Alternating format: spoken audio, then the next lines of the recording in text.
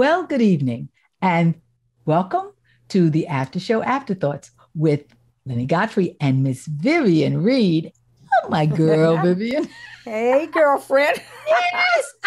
I'm just a giggling. It's so good to see you. Oh, so We good to see you as well. yeah, we've been on the radio, but now to see each other live, it's really great. And thank you so much for all the knowledge. I think we both are on the same page when we really want to prepare these young people coming into the business, and we want them to really understand what the business is about.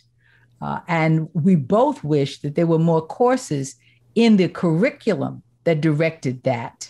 Yes. So that they would understand the decorum and the discipline that they have to display when they come into our profession. I always say, if you're coming in the profession because you can't do anything else, don't come here.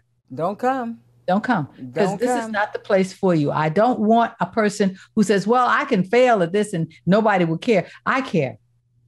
Yes. I care. It is our business. I care. So, thank you so very, very much. And, when I think about it, by the way, Brenda Presley told me to tell you hello. Oh, Brenda, how's she doing? Doing just fine. Oh, be sure and give her my love. Such an incredible actress. Oh, Isn't Lord. she wonderful? That's so wonderful. My friend. Yes. And she listens all the time. So she'll be looking. And good. Good. And so many wonderful people have been very kind to do this and to really, I think, explain to people how important the arts are in our society, in our lives, so that they don't cut it out. They just seem to always think, well, the money's short, so let's cut cut visual arts, let's cut music, let's cut, spoken word. And without it, our children especially really suffer because we're the ones where the programs are cut. And I think in general, just in the school system, when they cut all the arts out of the school system, and I'm like, oh my God. But I think the world needs show business. I agree. How are you going to function without show business? Because this is our outlet. This is a place to go when we have too much to deal with in our personal lives. Mm-hmm.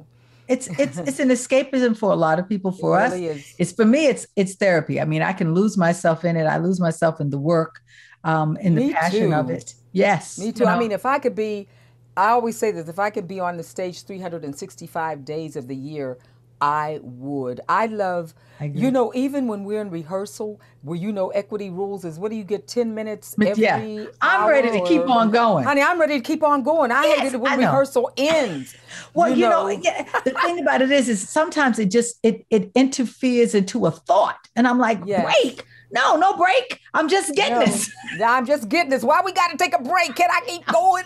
I know. And I know, I understand. I do understand. But the creative part of me wants to finish that, get over that hurdle, because it is such a hurdle of creativity. Yes. When you finally see that light in the tunnel and it goes, okay, that's what you're talking about. Oh, that's, that feeling when you finally start connecting it all together. Yes. Whew. I mean, to me, the most difficult musical I ever did was Marie Christine. Mm-hmm. It's Audra McDonald. And the music, it was Michael John LaCusa. Mm-hmm. And the music was so difficult because the meter was changing. The tempos were changing like every few bars. I mean, you had to be really musically educated to do that show. It was, oh my God, it was like a nightmare. But once you got it, it all made sense. Yeah. So I know what you're talking about. I mean, but there's that time when you just, you rehearse in parts.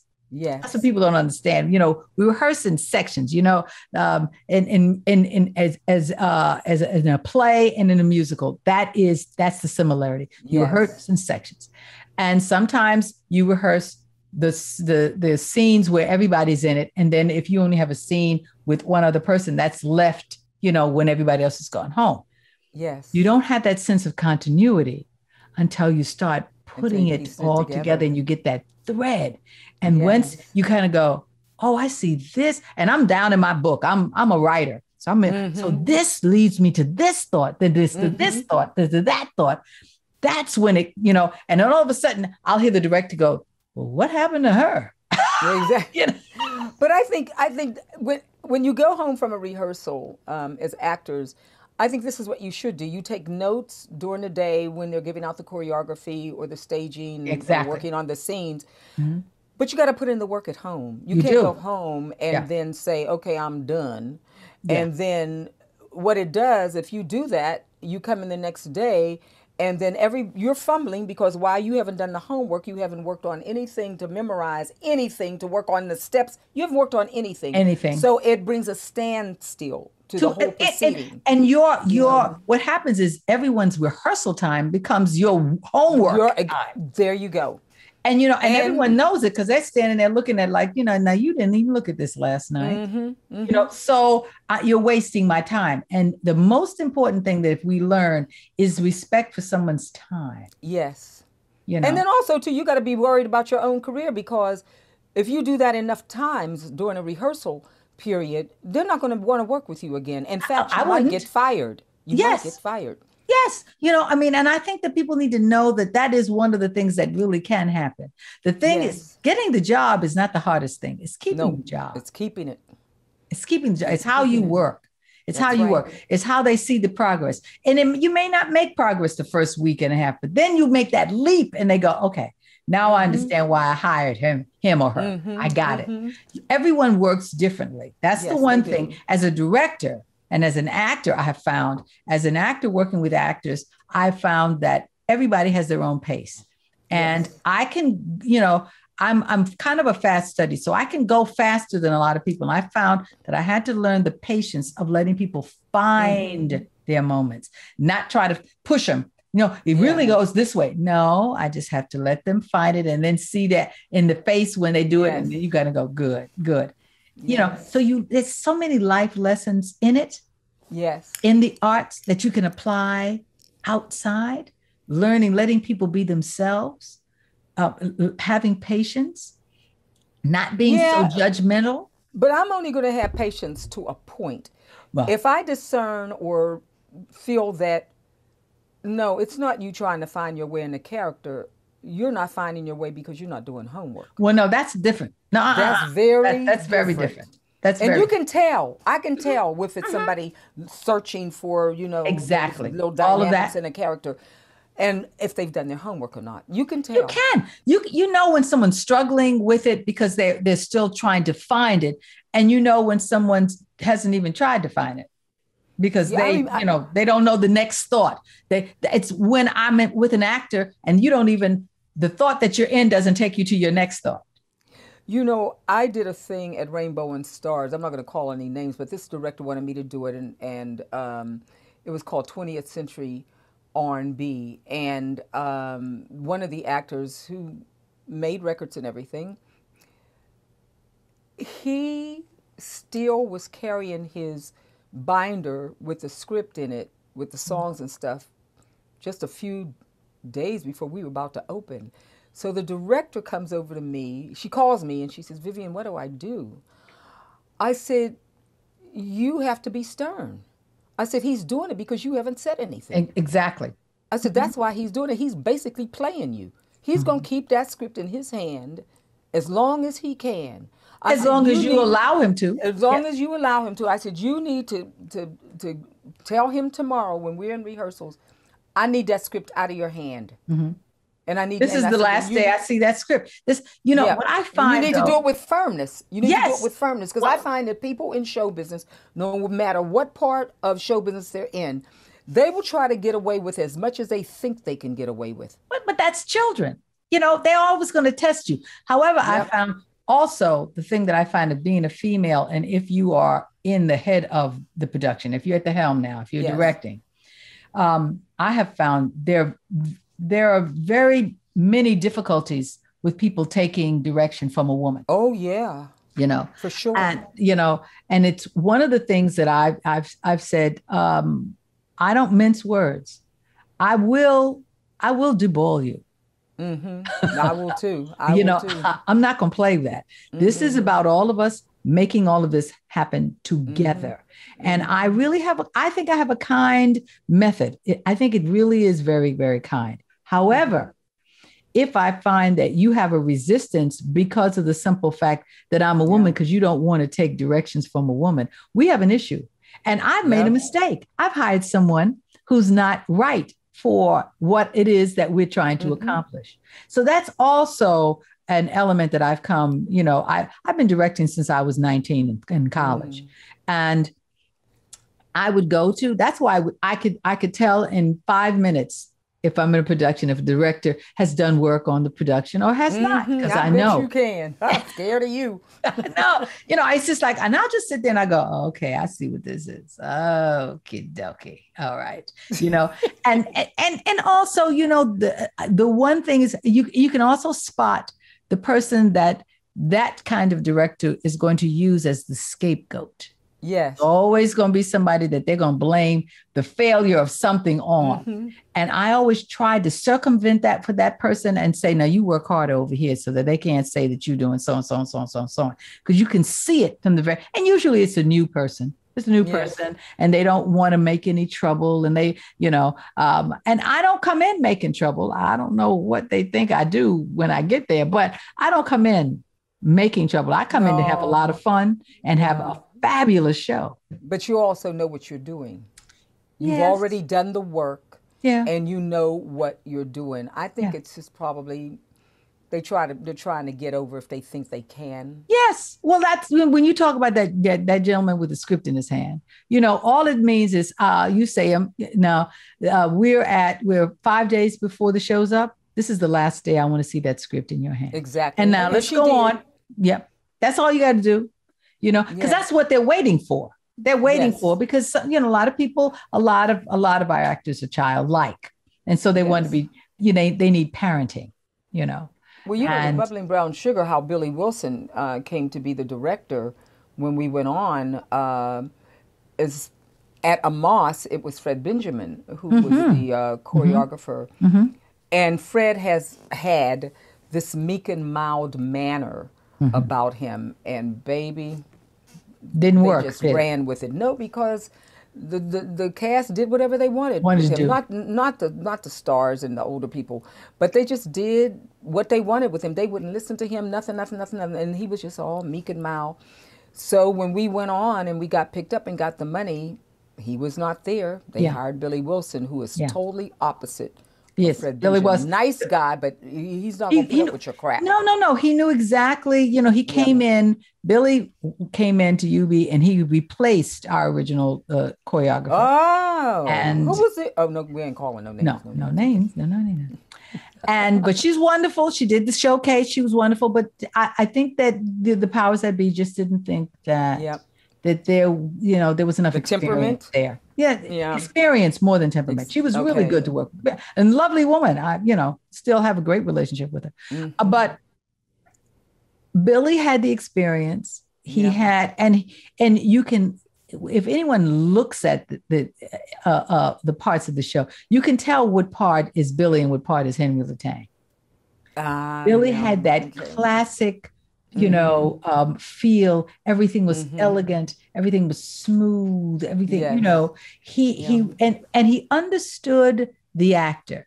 I mean, I remember when Billy came in, I was very close to the choreographer that left. So when he came in, he brought Lonnie McNeil.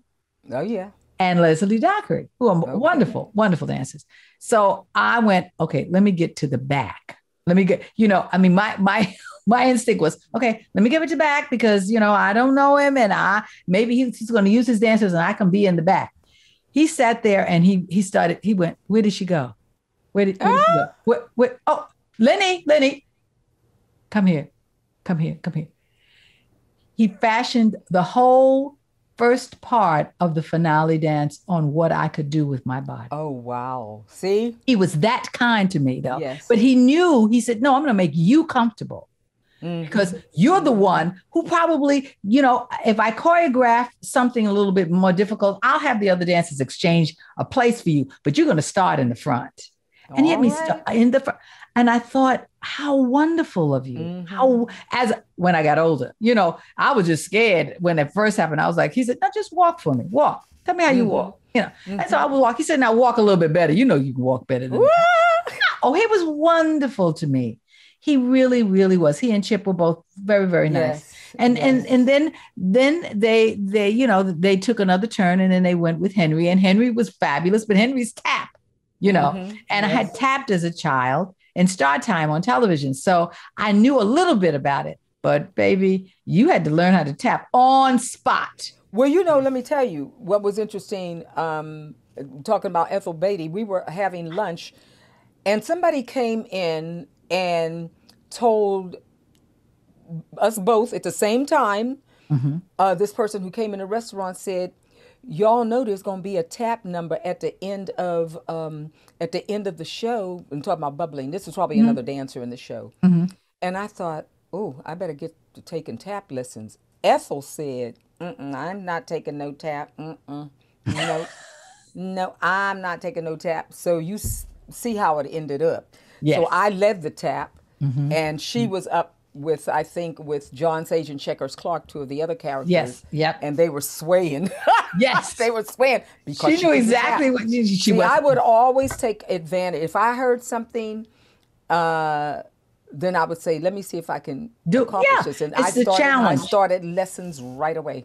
Yeah. It's a challenge. For me, that was a challenge. And I was determined. I said, you know what? I am going to learn how to do this. I said, I don't care where I'm in the stage. They can put me, I don't care where they put me, but I'm going to learn how to do this, And once I got it. Were you there as a dancer or as a singer? I'm confused. Singer. As a singer. Okay. So did he do this number around you then? Yes, because you see, what happened was the showcase of Shuffle Along had 4 people.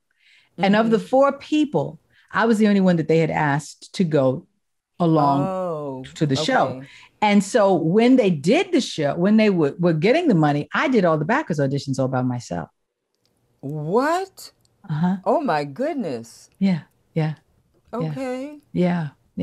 So I, a lot of that. That's how I knew Ashton. He would call me up. We need you to come in and sing, this song. We need to sing that song. Sing Harry, sing this, sing that. I went, okay. Most of the things in the show I did, but then when they expanded the cast, he had to distribute it to Leslie and Janet and all that. So, then I only had 1 or 2 things that I was doing, but they happened to be really, things. You had great numbers. What was that number? Were you on a piano? Yeah, Daddy. Daddy. I will never forget that, honey. That was such a great number. And that was Billy's work. Really, that was the first choreographer's work. Really? Because I was on that piano in the showcase. Oh, okay. Yeah. Wow. But then a little bit more was developed as with Billy when the leg went up and what to do with the leg and all of that. Yes. And then Craven was basically that was an acting song, and I developed in front of the audience, and it was Bernard Johnson. Who kept on saying, okay, you got to work that. Listen, you got to find a place in this song where you work that material. Have you seen Vivian Reed? She works that material.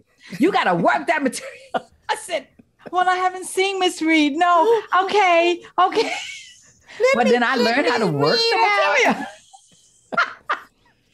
Lord, that is so funny. But honey, whatever you did, whatever you said, baby, that number was a hot number. That was one of the best numbers in the show. Thank you. I think we were both blessed in knowing these people. Yes. Knowing them. And they're, Ashton, Billy, Bernard, all gone. All gone. And Bob Cooper, who directed Bubbling Brown Sugar, he passed on, I think, 2 years ago. Oh, okay. So we've known some very, very special people. Yes, I think so. I think so, and I feel very blessed with that. To me, that's a blessing. Yep. It has been, and I thank God for that, because it didn't have to. Timing. It's a word. Timing, yes. I believe, is attributed to blessings. Yes. It is. And it was just the timing, the things that they had asked me to do, I had been doing when I was on a show on Voices on the road. Oh, I knew those songs back and forth. So when they said, well, can you do this? I went, yeah, boom. You know. You're much different from me. You probably knew every song in the show, didn't you? Yeah. See, and I'm the total opposite. So, okay, I'm doing Sweet Georgia Brown and God Bless His Child and a couple others. Okay, done. That's it. Yeah. So if you ask me, that wasn't going to happen. But I know several performers. No matter what show they get in, Terry Burrell might be one of them. Yeah. They know everybody's song. Yeah. Everybody's song. You know, so I mean, they can go right in. Yeah. You know, I mean, it's just one. I'm one of those people who, you know, I'll know the song or I'll know the dialogue in a scene. I watch when I'm not there. I just watch. And, you know, if there's a gap, if somebody needs for you to be there, I went, oh yeah, I can do that for a minute. You know, it's just one of the challenges that I give myself though, too. I think it's great. Yeah, I love it. I love what we do. I do too. I wouldn't want to do anything else. Absolutely. Well, you know what? Now, wait a minute. But I can tell you, you're a wonderful teacher. And I wanted to be a teacher until I was a freshman in college. And Marjorie Moon, who was my speech teacher at Hampton University before I transferred, said to me, you need to go and audition for something. And I said, what's audition? What, a play? Oh, no, I don't know anything about that. No. She said, no. Sonia Sanchez, you need to go. There's a play happening. And I went and read and they went, oh, yeah. And then that's when I realized I needed to really study seriously about being, because I thought I was going to teach. I was going to teach school and sing in a club on Thursday, Friday, and Saturday night. That was my plan. That was my plan. No theater. Well, the reason why I did this a while ago when you said you're a wonderful teacher is because, I mean, first love is being on the stage. Yeah. And I'm not going to lie about it. That's the first love. If I could be on the stage 365 days of the year, the teaching would go back here somewhere. Yeah. But while I'm doing it, because I do have a lot to offer, as you have a lot to offer, because we've been out there, we're good at what we do, and we bring a lot to the table. So while I'm doing it, I am so passionate to turn these singers into performers. Yes, that's the thing. You do really want if they're going to be in it, be good in it. Yes. Really be good in it. And listen, I've had the opportunity to work with a couple of young people, and they're hearing something. Do you hear that? No, that's me. That's coming on my screen. I'm constantly getting rid of it. That's what you're hearing me, but it keeps on coming back. It's just one of those things where I want them to listen a little bit more and think that they know everything less. You know. I just, and criticize less. I have young people, well, I don't want to do that. I don't want to do a show like this. I said, you are coming into a business that has been here for hundreds of years. And you think that you're going to change this business. And they're not. No. And nor is it to your advantage to come in criticizing the business. I may think that there's some things that need to change, but you change from within. You get in it and make those changes from within. But you'll never get in it criticizing all the people who are going to have to help you get in it. Exactly. And I think, too, as a young performer, whether you think that role is good for you or not, or whether, well, Asian played that role, why would I, African-American, be playing that role? Exactly. Or isn't that role usually played by a white person? No, your job is, as a young person, is to soak up, sponge, whatever you want to call it, as much experience as you can. You're not at the level where you can be judgmental. Exactly. No. You haven't been. You've been here 30 seconds. What are you talking about? 30 seconds, honey. If I die. 30 seconds. If that. And I said, first of all, I always say, do you know who you're talking to? Exactly. I said, in my day, I had to go to the library and look folks up. I said, y'all got Google. All you got to do is go to a phone. Just got to click the app, and you can look. Anybody worth you are looking up is in there. You never go to a meeting, to an audition, to anything without knowing who is seeing you. That's right. You really need to know what they are, who they are, and what their background is. And you have the advantage to be able to do that. So I don't get it. I don't get it. But yeah, I mean, they're wreaking havoc over some of these people in these colleges and universities. They're just, uh, just they have these teachers on the back burner. It's terrible because they want to rule everything. They want to tell them this is what I want to do. I'm not going to do this, and this is the production you should be doing. It's awful. And my whole thing is also with the series of videos that I'm doing is you're not going to get away with this in the professional world. No, not really. You won't even get in the door. No. If they even sense that's the kind of attitude that you have, talking about, you know what, I don't like the songs you gave me, so here's my list of songs that I think is good. See, I can't even imagine. I can't even imagine saying that. That's like, somebody sassing my mother. I said, no, that just never. But they're doing it, though. They're doing it. Yeah. They're going to be in for a rude awakening when they graduate or they start coming into the professional world and start going to these auditions. Go up to a musical director after they've hired you and you've already been given the songs that you're going to sing in the show with a list. I dare you to go up to that musical director with a list. A list of what? Talking about these are the songs you want to sing. Honey, you'll be lucky if they don't fire you right then and there on the spot. I would think that they would look at you and pause and really rethink that. I think maybe I've made a mistake here. That is what's going to happen. Yeah, I've made a mistake here. This is not going to work. And people talk. Musical directors talk to each other. That's how talk to each other. And the next thing people you call me up all the time. They call me up and they go, "Well, Lynnie, I'm directing this piece and I've got an actor here and they have you on the resume that they work with you. How are they to work with?" Some of it is heartbreaking because some people are very talented, but I can't recommend them. Because their work practices are not good, because they don't take direction well. Yeah. Now, the actor, take direction. The actor that you give a direction to specifically, and then they get into performance and decide to change that. Yeah. For whatever reason. Or decide to change a piece of their costume or change their hair. See, a lot of people don't understand this is against the rules. And of course you just can't go doing what you want. I have worked with, I've had actors come in and, we're doing a reading. We've used certain costuming items, a look, because you don't have costumes in readings, but a look.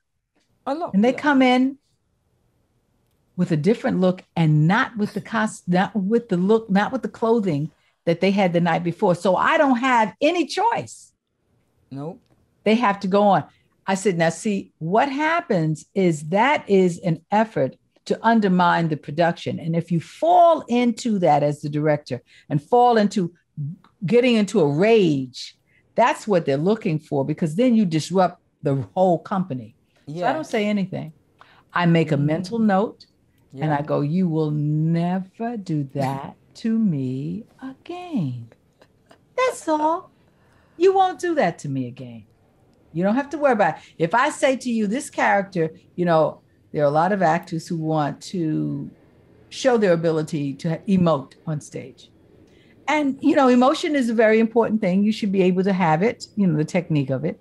But it doesn't work all the time for the flow of a piece.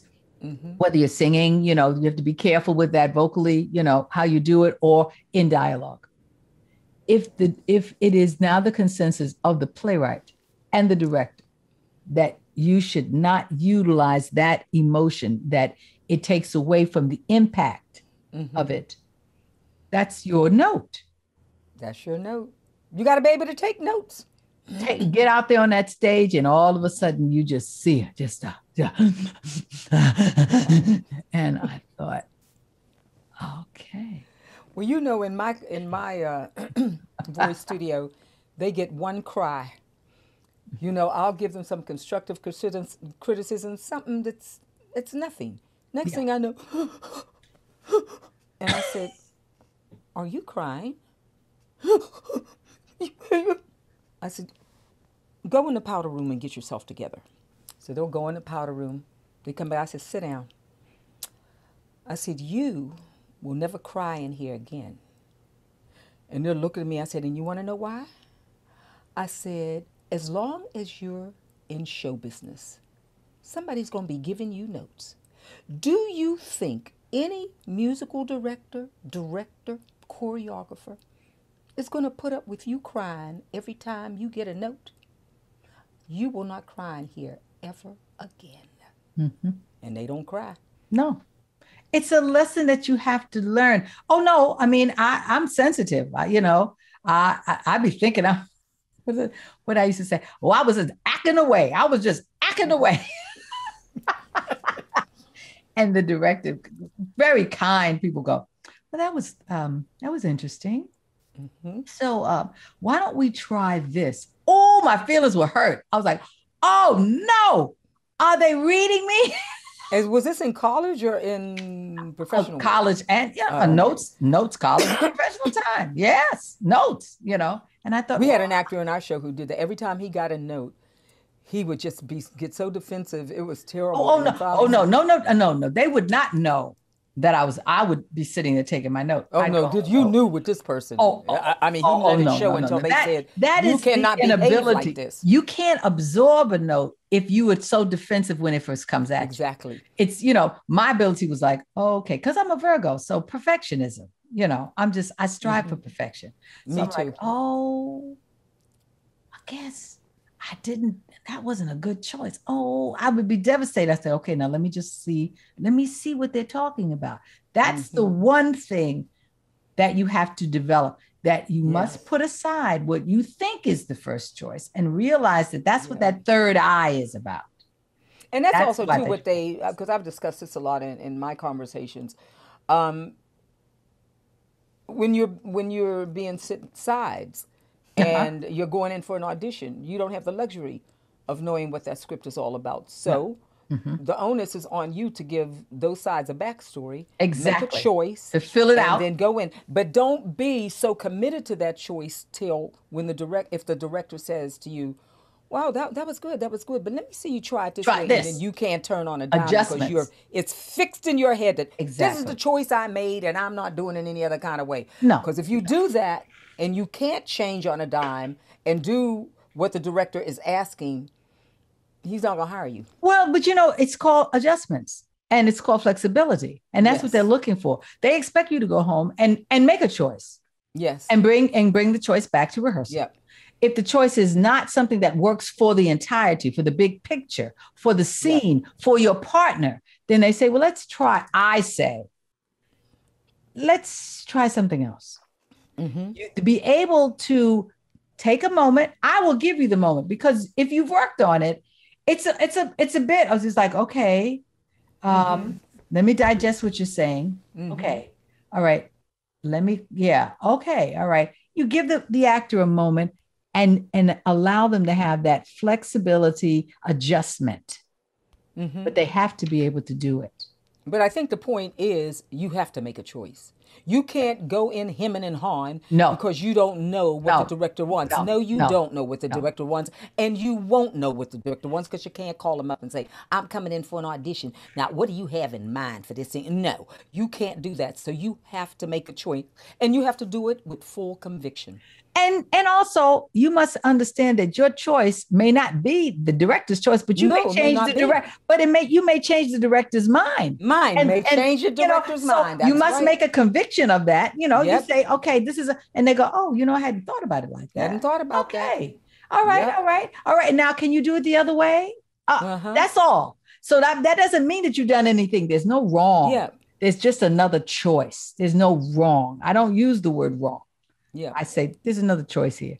Let's try another choice. Bottom line is, if they like what you did, but they still want to see what they want, and that's their vision, exactly, you have to then do it. Yes, of course. You have to accept it.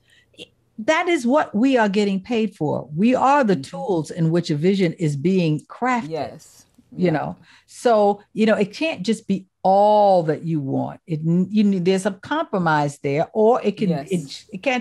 This is the vision that you were hired for. We saw that you could do it in the audition. This is where we're going. You know, you Yes. can't do one in the audition and then all of a sudden you come and it's something totally different when you come into rehearsal. It's like, oh no, I don't think so. I don't think so. You know, so there are a lot of lessons to learn, but you know, as long as we have breath and we breathe properly. Thank you. Yes, and we breathe properly. Yes. What we great should, conversation. you know, yeah, we should pass it on. I think it'll be good. I think we're all right. I think we're all right. Yes. Thank you, my friend. Thank you. Oh, honey, what a pleasure. It was so much fun, and I loved your questions. Oh, well, and this part of it was fun too. Yeah. Well, it was good seeing you. All right. Well, we've done our after show afterthoughts. Yes. And we're going to have a good time this weekend, but we want to thank you all very much for listening to us. This is my good friend. I'm just loving this, girl. We're going to have to do some more of this though. Oh, absolutely. Yeah. Be my pleasure. Yes. All right. Love you. Okay. Bye. Okay. Bye-bye. Bye-bye.